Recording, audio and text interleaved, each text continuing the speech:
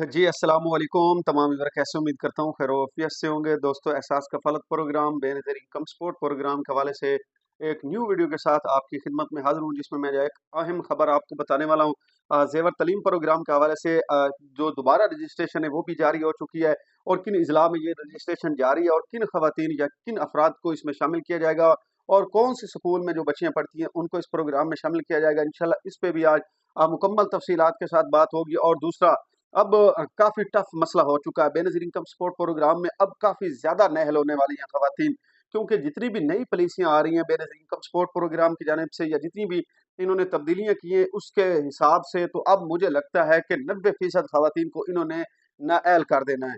और बाकी जो न्यू सर्वे करवा रही हैं उनको भी अब काफ़ी सोच समझ के सर्वे करवाना पड़ेगा, तब जाके वो इस प्रोग्राम में जो है वो अहल हो पाएँगी। अब कैसे वो अहल हो पाएँगी और जितनी भी रेगुलर बेनिफिशियरी वो इस तरीके से कैसे बच सकती हैं, क्या उनको आगे चल के पैसे मिलेंगे या नहीं मिलेंगे और कौन-कौन सी ऐसी ख़वातीन हैं जो फ़ौरन ही नेल होने वाली है।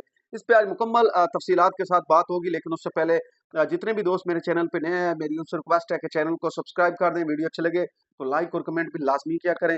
दोस्तों Ehsaas Kafaalat programme, Benazir income support programme और हुकूमत की जानिब से जितने भी गरीब दोस्त प्रोग्राम होते हैं, मैं उन पे वीडियो बनाता रहता हूँ, इसी चैनल पे अपलोड करता रहता हूँ। इसलिए जितने भी दोस्त इस वक़्त मेरे चैनल को विज़िट कर रहे हैं, उन तमाम बहन भाइयों से मेरी रिक्वेस्ट है कि चैनल को सब्सक्राइब कर दें, वीडियो अच्छे लगे तो लाइक और शेयर लाज़मी किया करें।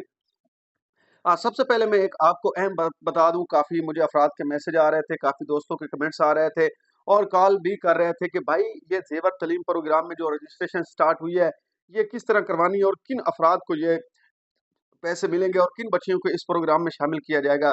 सबसे पहले मैंने इस पे एक पहले भी वीडियो बना रखी, लेकिन फिर भी आपको समझ नहीं आई, तो आज दोबारा, क्योंकि हुकूमत की जानिब से भी जो है वो 10 अक्टूबर से रजिस्ट्रेशन का आगाज़ दोबारा कर दिया गया है और जितनी भी सरकारी स्कूल में बच्चियाँ पढ़ती हैं, छठी जमात से लेकर 10वीं क्लास तक और पंजाब के 16 अज़ला में, ठीक है?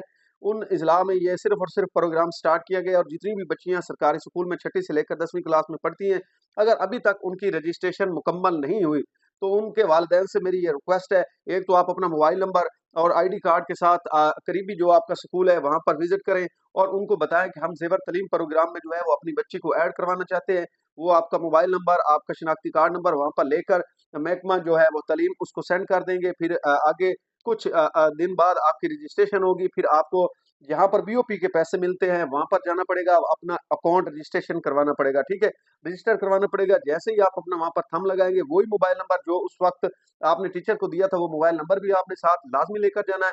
उस मोबाइल नंबर पे एक एसएमएस आएगा, एक ओटीपी आएगा, वो ओटीपी आपने उनको बता देना है और आपकी जो रजिस्ट्रेशन है वो कंप्लीट हो जाएगी।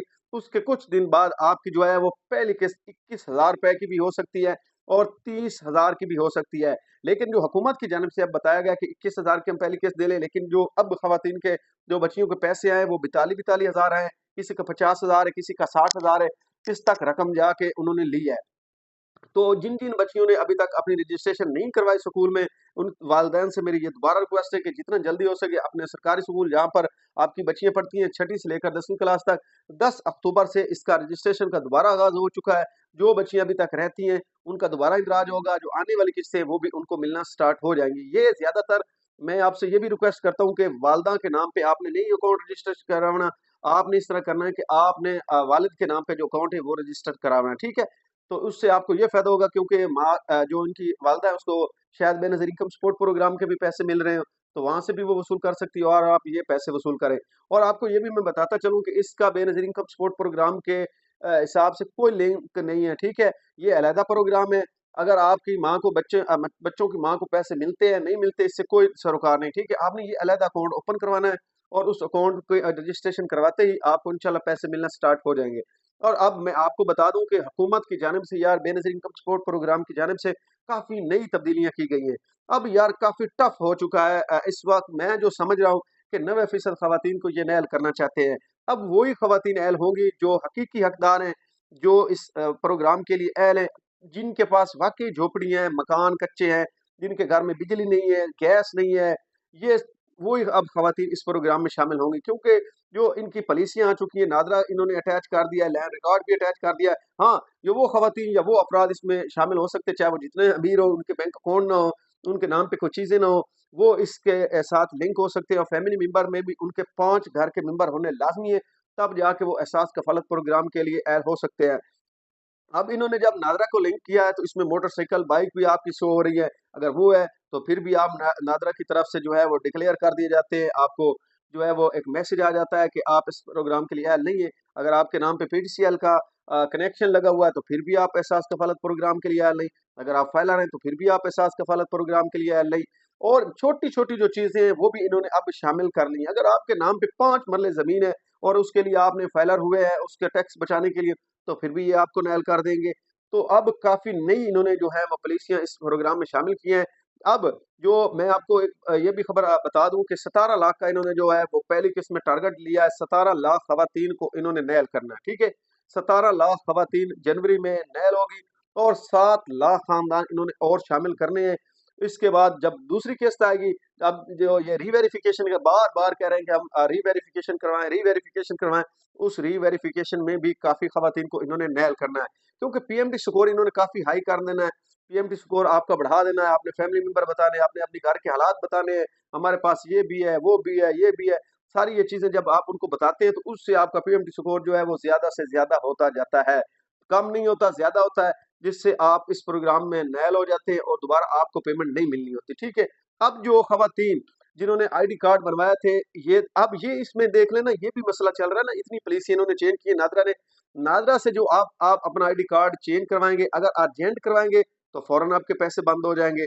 अगर आपने अपना आईडी कार्ड चेंज करवाया, एक्सपायर था, आपने दोबारा अपडेट करवाया है, तो अपडेट करवाने के बाद भी आपका कार्ड जो है, वो अल-फलाह की डिवाइस पे एक्सपायरी आ रहा है, ठीक है? आपने दोबारा कार्ड जाके अपडेट करवाया, बायोमेट्रिक की सब चीज़ें ओके की, जब वहाँ से फिर आप आते हैं, तो फिर आपको मसला आ जाता है, हालाँकि आप रेगुलर बेनिफिशियरी थी। फिर आपको मसला आता है उस पे वेब पोर्टल दूसरे पे अल-फलाह की डिवाइस पे कि अब customer not found, data not found, वो खत्म हो चुका है, उसे बंद कर दिए गए, उसके पैसे ब्लॉक कर दिए जाते हैं। जब हम 8171 पोर्टल पर चेक करते हैं, तो वहाँ पर बताया जाता है कि आपका डायनामिक रजिस्ट्री में इंदराज हो चुका है। पहले जाँच पड़ताल में थे वो कार्ड, जो रेगुलर बेनिफिशियरी के थे वो देखे ना पहले उनकी पेमेंट शो हो रही थी और अचानक ही वो उनको जो है वो इन्होंने जाँच पड़ताल में डाला। जाँच पड़ताल के डालने के बाद जब अब 8171 पोर्टल दोबारा अपडेट हुआ है, तो वहाँ पर उनको बताया जाता है कि आपका डायनामिक रजिस्ट्री में इंदराज हो चुका है।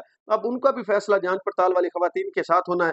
7 लाख खानदान में क्या वो आती हैं या नहीं आती, या फिर उनको भी अब लंबा इंतज़ार करना पड़ेगा, तब जाके वो एहसास कफ़ालत प्रोग्राम में दोबारा ऐड होंगे। तो इसमें यार काफ़ी एक तो चेंजिंग हुई है और दूसरा जितनी भी ख़वातीनें, मेरी उनसे रिक्वेस्ट है कि अगर आपके आईडी कार्ड एक्सपायर है तो आप अपनी आईडी कार्ड की एक्सपायरी चेक करें। किस्त आने से पहले-पहले 1-2 माह पहले अपना आईडी कार्ड जो है वो आप अपडेट करवा लिया करें, ताकि किस्त के दौरान आपको ये जो है मसला ना बने। अब जिन ख़वातीन ने अभी तक अपनी किस्त वसूल नहीं की, वो भी जितना जल्दी हो सके अपनी किस्त वसूल करें, क्योंकि बैंक चेंज हुए हैं। तो जब तक आपने अपनी किस्त वसूल नहीं करनी, आप उस बैंक के साथ आपका अकाउंट रजिस्टर नहीं होगा, ठीक है? आपका खाता नहीं खुलेगा। तो जितनी भी ख़वातीन रहती है, उन्होंने अभी तक अपनी किस्त वसूल नहीं की, तो वो जितना जल्दी हो सके अपनी किस्त वसूल करें, ताकि बाद में आपको किसी भी दुश्वारी का सामना ना करना पड़े।